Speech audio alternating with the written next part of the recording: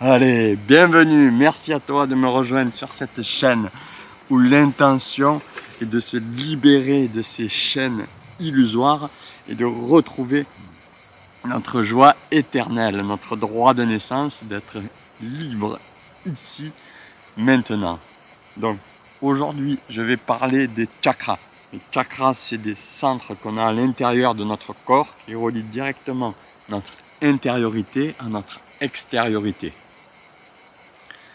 Donc avant de commencer, j'aime bien faire la petite recommandation d'être vigilant vis-à-vis de tout ce que l'on entend comme paroles, discours, voilà, d'explorer tout ce qu'on entend. Et je me mets dedans, on explore, on découvre et on fait cette vérité nôtre, on la digère.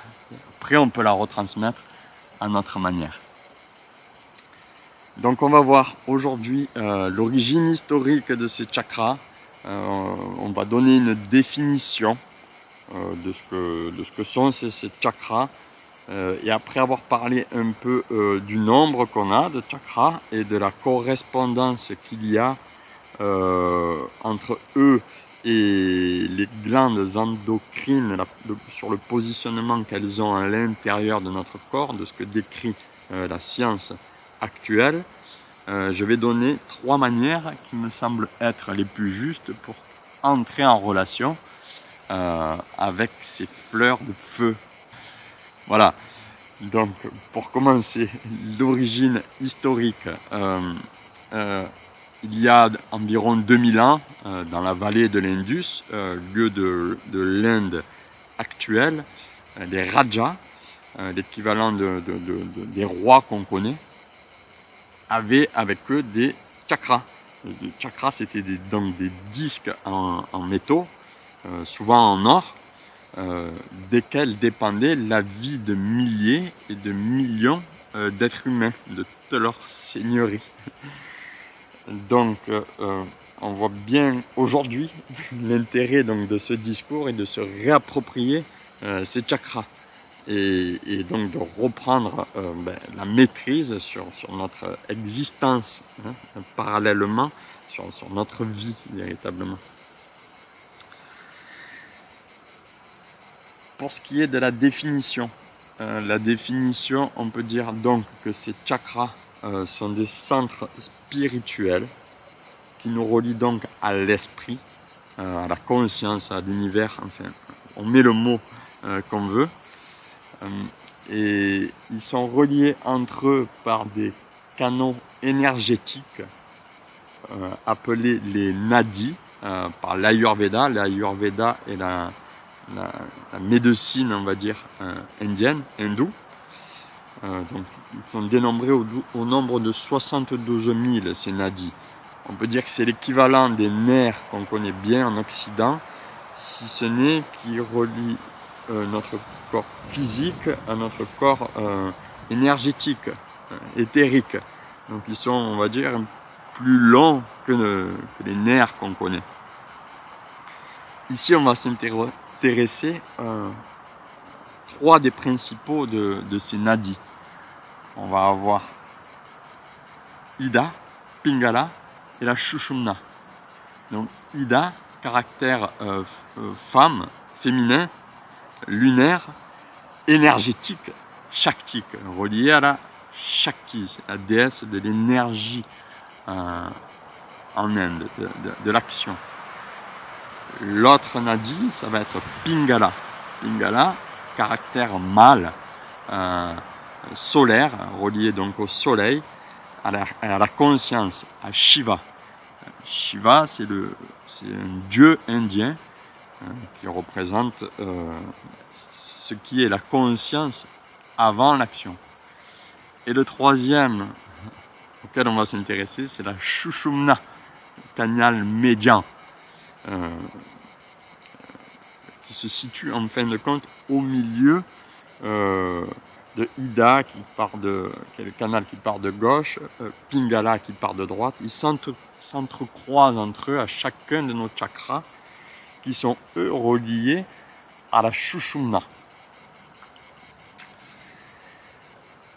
Voilà pour ce qui est de la définition qu'on peut en faire. C'est une très courte définition.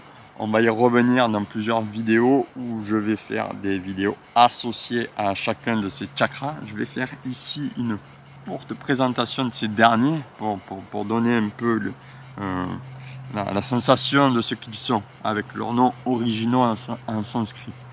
Donc, on a le premier chakra, le chakra de base, Muladhara en sanskrit.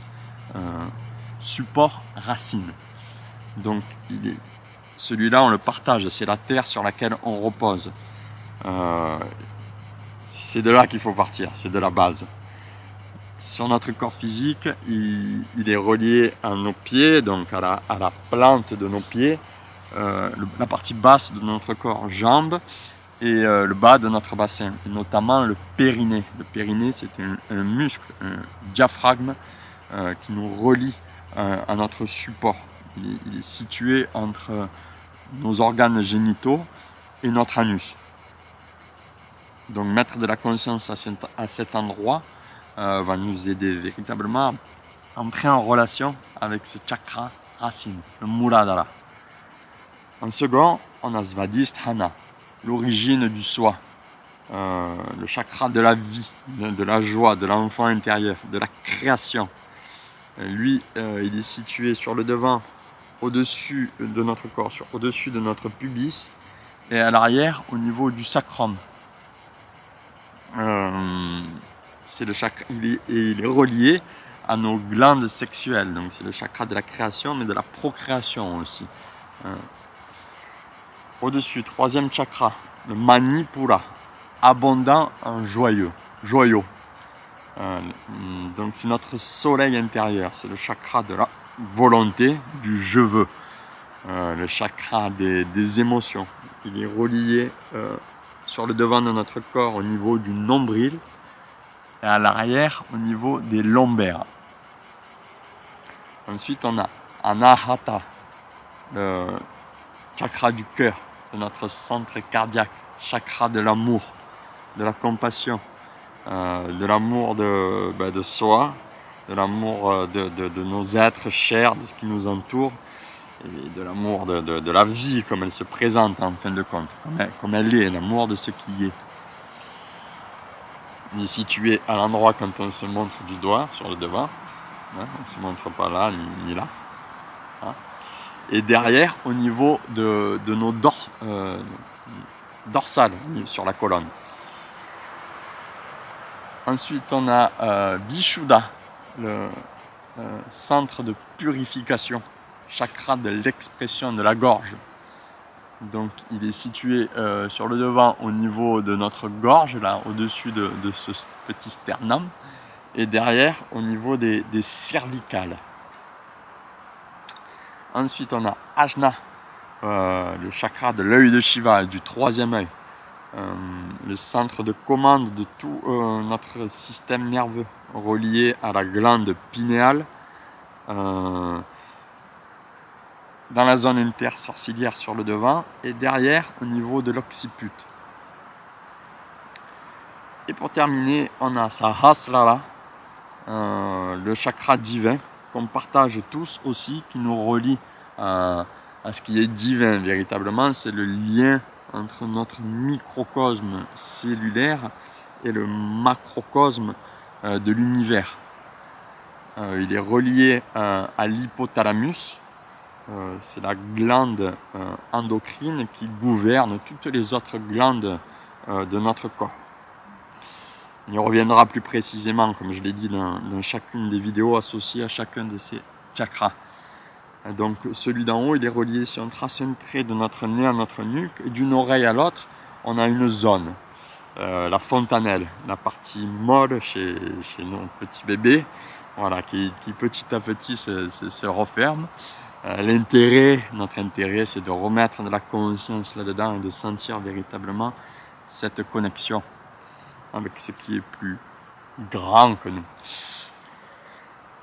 Voilà pour la courte présentation que je peux faire ici.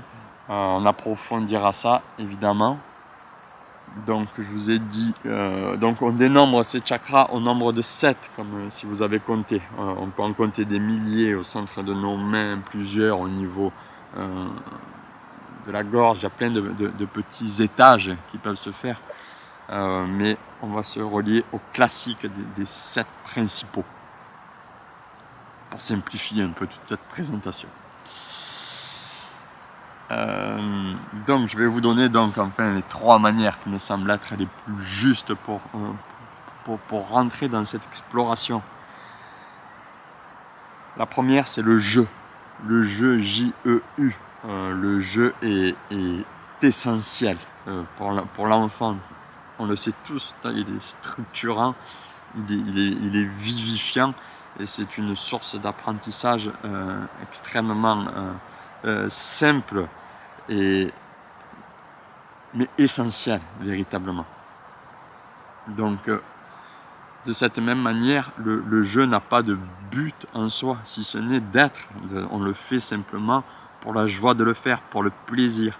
Donc si on entre dans cette recherche, il faut être dans cet état d'être véritablement. Si je vais dans la recherche de mes chakras et que je ne ressens rien, ok, pas de souci, je ne vais pas insister, je passe à autre chose, je reviendrai plus tard. On n'est pas dans un travail où on doit faire, c'est véritablement un cadeau qu'on se fait, donc il faut être joyeux pour récolter véritablement les fruits de cette exploration. Et pour entrer plus en profondeur et véritablement sentir l'intérêt de ce jeu, il faut qu'on travaille notre imagination. En deuxième point, je mettrai l'imagination, mais créative.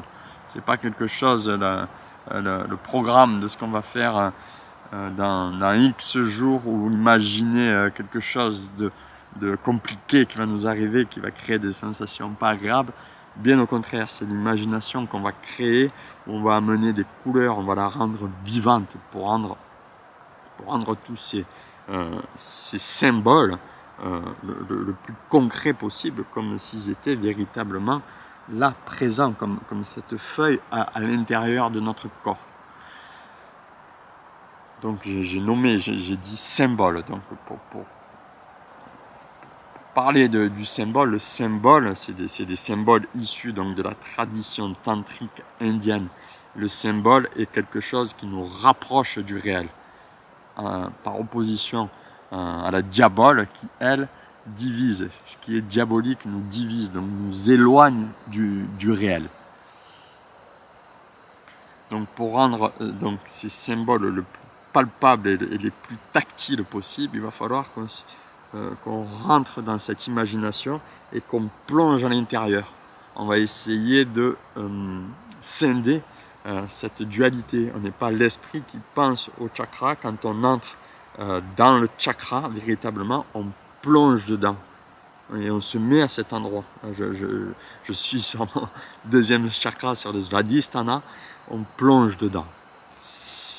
Et de là, on va pouvoir commencer à sentir des choses arriver, des connexions s'établir.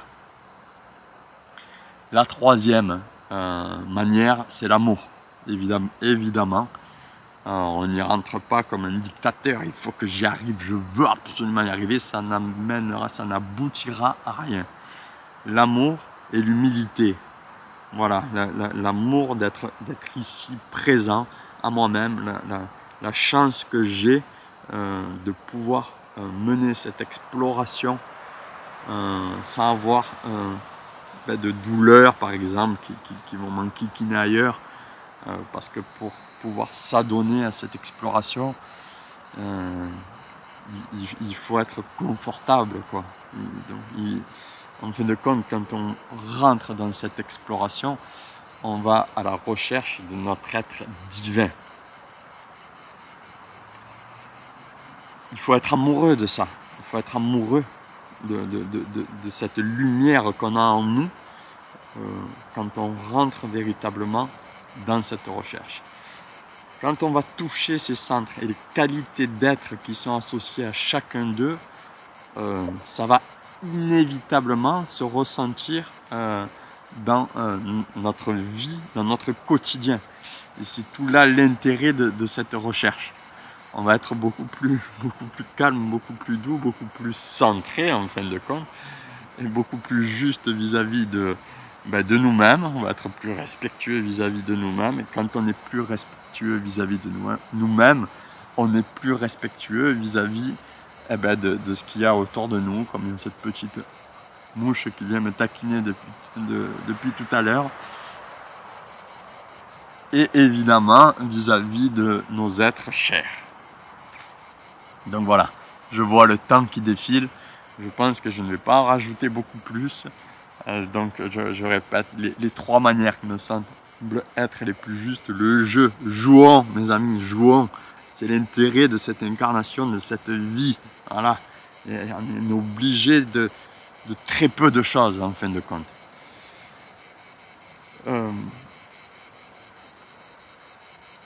Comment dire, rendons notre imagination plus juste, plus palpable, plus tactile, plus vrai. Voilà, je peux rentrer dans la couleur, plonger véritablement dedans et sentir que je ne suis pas que ce corps de chair et d'os. Il y a quelque chose de plus subtil qui m'anime. C'est la recherche de notre âme qu'on va, de ce qui est à l'intérieur de ce corps. Donc l'imagination et l'amour. L'amour qui est pour moi, c'est la base. En fin de compte. La base c'est l'humilité de rentrer dans son corps et d'être amoureux de la vie qui coule en nous. Voilà, donc soyez heureux. Merci si vous êtes resté jusqu'à ce moment avec moi. D'abord, merci pour votre écoute.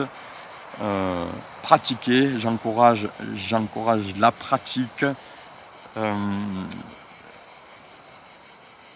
Notez, faites des choses, laissez des traces de votre passage, parce qu'on a tous, on le vaut bien, on a tous le droit de laisser une trace de notre passage sur cette terre, c'est pour ça qu'on est là. Donc fais-le dans ta vie et fais-le dans la barre de commentaires, je lirai ça attentivement. Rappelle-toi de partager à ton tour ces infos si elles t'ont servi, et à celles et ceux que tu penses qu'ils peuvent en avoir besoin. N'oublie pas de t'exprimer, de méditer, de pratiquer, de jouer, d'explorer et d'aimer. Merci, sois fier, humble et amoureux surtout. Namaskaram.